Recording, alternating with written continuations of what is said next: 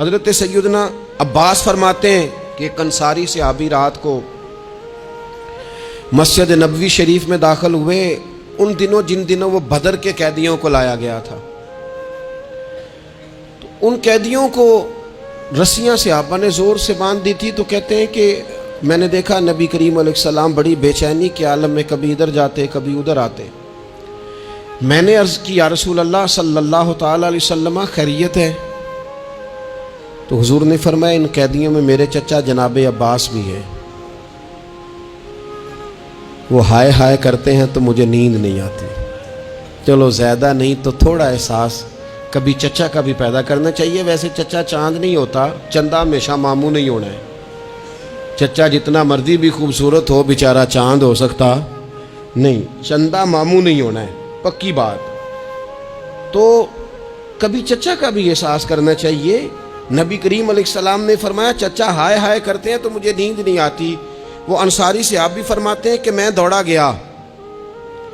اور میں نے جا کے معلومات کی کہ حضرت عباس رضی اللہ تعالیٰ عنہ کو کہاں باندھا گیا ہے۔ فرماتے میں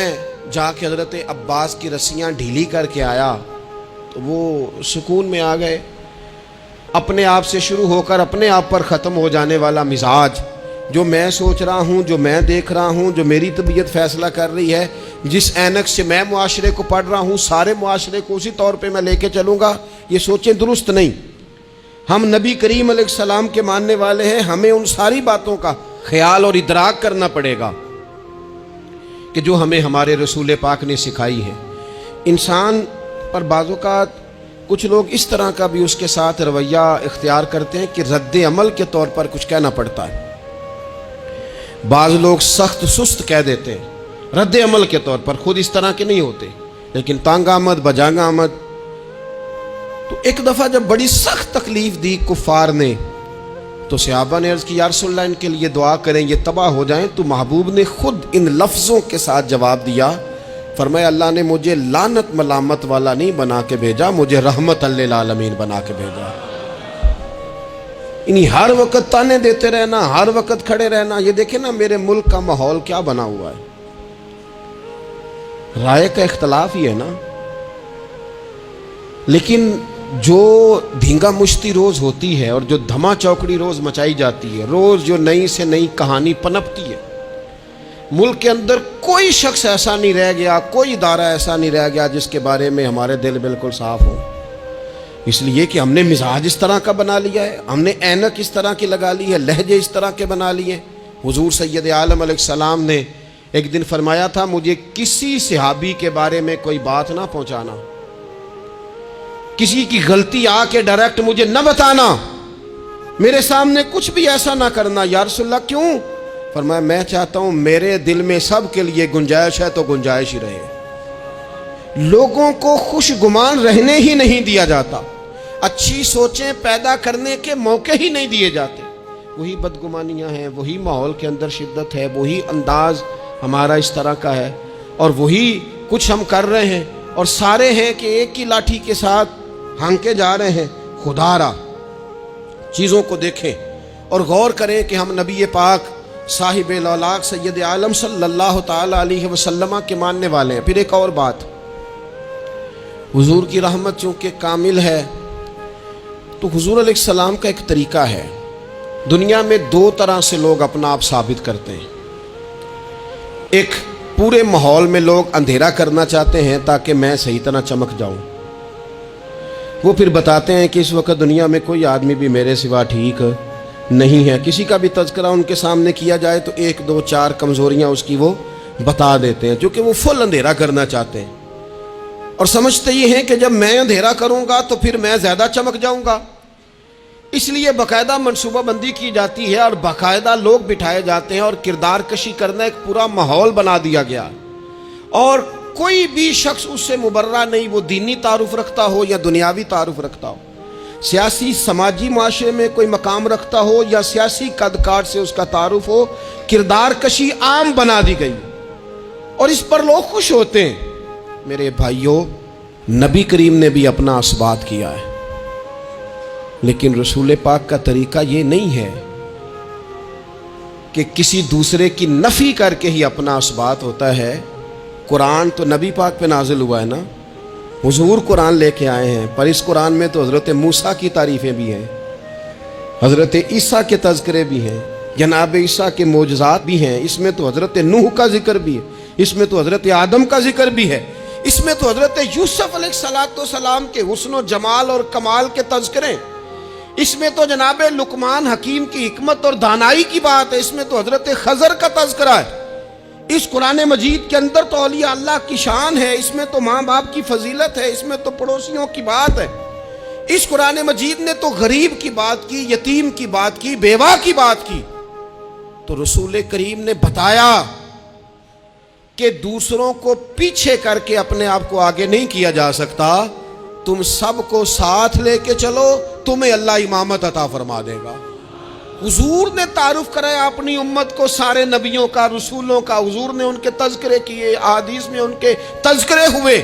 حضور نے ہر ایک کی شانیں بلند کر کر کے بیان کی اور فرمایا کسی نبی کی بات میرے ساتھ ملا کر اس طرح نہ کرنا کہ ان کی کسر شان ہو جائے معاذ اللہ،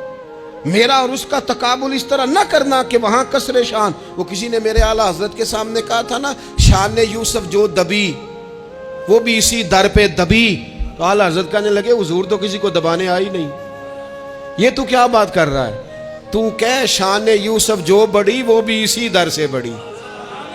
یہ کہہ کہ نبی پاک تو عزتیں دینے آئے، ہر ایک کی قسمت میں حضور نے عزت لکھی۔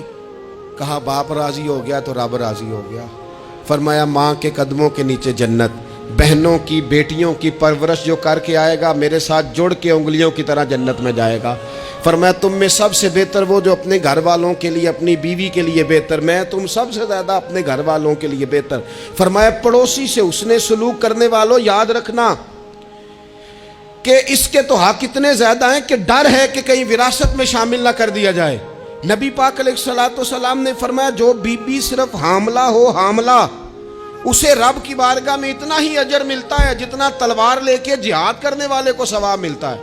اور جب اس کے ہاں بچے کی ولادت ہوتی ہے اللہ اسے شہید جتنا درجہ دیتا ہے، اور جب وہ بچے کو دودھ پلاتی ہے تو ایک ایک گھونٹ کے بدلے رب غلام آزاد کرنے کا ثواب عطا کرتا ہے۔ یا رسول اللہ اسی کی صرف شان ہے؟ فرمایا نہیں، آدمی کے بال سفید ہو جائیں، مومن مسلمان سفید بالوں والا، اگر تم نے اس کی عزت کی تو سمجھ لینا تم نے اپنے رب کا احترام کیا ہے۔ یا رسول اللہ تاجر؟ تو فرمایا سچ بول کے تجارت کرنے والا تو قیامت میں نبیوں کے ساتھ ہوگا۔ یا رسول اللہ یہ عالم، یہ طلباء،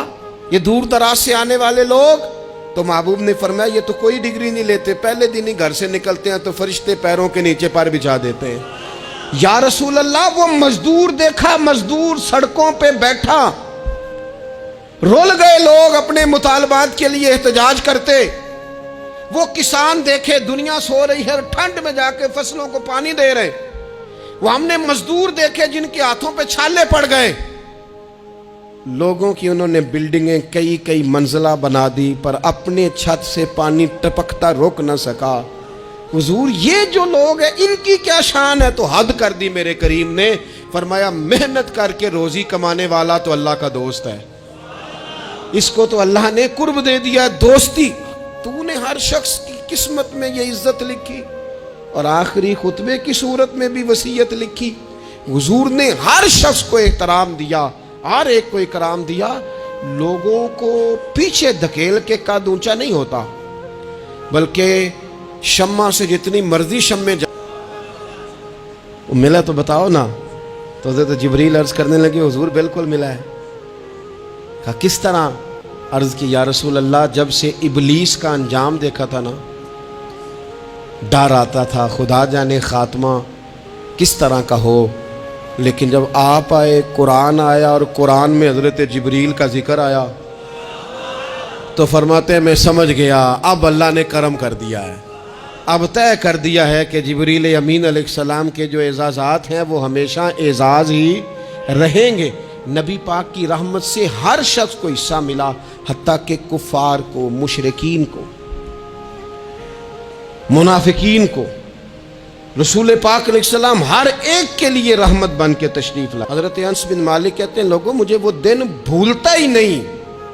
जिस दिन नबी पाक मक्के से हिजरत करके मदीने आए थे, लोग गलियों में, छतों पे हुजूर की ऊँटनी के गिर्द या रसूल अल्लाह या मुहम्मदा की सदाएं हमने अपने कानों से सुनी। एक बड़ी शान रखने वाला कबीला बनु नज्जार, उसकी बच्चियां कोने में दफ लेके बैठ गईं, कहने लगी ये न समझना कि हम कोई आम है, हम बहुत बड़े ख़ानदान की बेटियां हैं, लेकिन आज यहाँ इसलिए बैठी हैं कि देखो तो सही हमारे पास आया कौन है। वो नन्ही बच्चियाँ जो बैठकर वहाँ दफ बजाती थीं,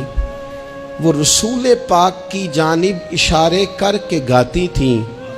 और कहती थी हम हैं बच्चियाँ नज्जार के आली घराने की, हमें खुशी है आमना के लाल के तशरीफ़ लाने की, खुशी है आमना के लाल के, बस रहेगा यूं ही उनका चर्चा रहेगा यूं ही उनका, पड़े खाक हो जाएं जल जाने वाले। आखिर दावा यानिल हम्द।